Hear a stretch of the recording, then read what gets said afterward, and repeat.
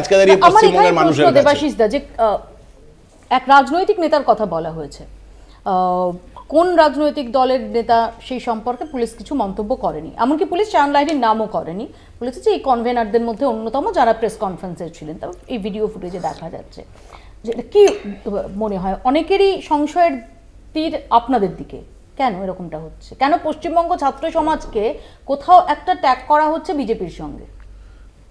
দেখুন, কোনো শিক্ষিত মানে সমাজে খুব কম লোকই আছে পলিটিক্যাল, মানে এটা প্রায় হয় না। আমাদের প্রত্যেকেরই এক এক কারো না কারো কোনো না কোনো পলিটিক্যাল মত আছে, আমরা কেউই এর বাইরে নই। 2 নম্বর কথা হচ্ছে যে এই কথাটি যে বলা হচ্ছে, আমি আবারও বলছি, আমাদের দলের স্টান্স খুব ক্লিয়ার, যেটা ক্যাটাগরিক্যালি বলে দেওয়া হয়েছে। ওনারা আন্দোলনকে মানে ছাত্র সমাজ ডেকেছে, আমরা নৈতিকভাবে সমর্থন করছি, তার কারণও আমরা এলাবোরেটলি বলেছি। আর এই নিয়ে যতটা বিতর্ক হয়েছে, নতুন করে আমার মনে হয় বলার কোনো জায়গা নেই।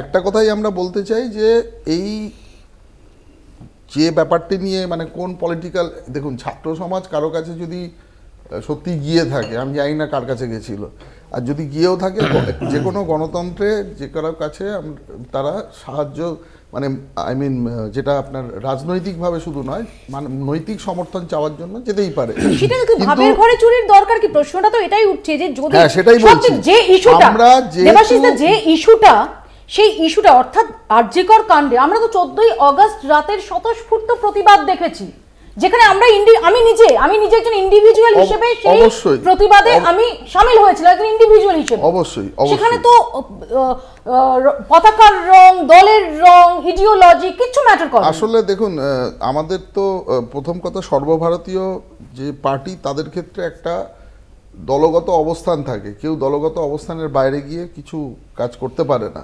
আর এখানে যে আপনি বলছেন যে মানে স্বতঃস্ফূর্ততা, এটা ছাত্রদের স্বতঃস্ফূর্ততার পিছনে আমাদের নৈতিক সমর্থন, এর বাইরে আমাদের এটুকু কিছু বলার নেই।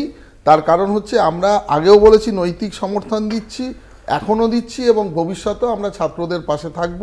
কিন্তু কোন ছাত্র কোন পলিটিক্যাল ব্যানারের সাথে উনি লিঙ্কড রয়েছেন, সেক্ষেত্রে দেখুন মত মানুষের প্রত্যেক দিন পরিবর্তনশীল, এবং এটাও মানে আজ থেকে আপনি কিছু বছর পিছিয়ে গেল, যেখান থেকে আমরা শুরু করেছিলাম, আজকে 39% ভোটে দাঁড়িয়ে আছি। এটা হয়তো ভবিষ্যতে আরও ভ্যারি করে, প্রতিদিনই ভ্যারি করে। তো সেক্ষেত্রে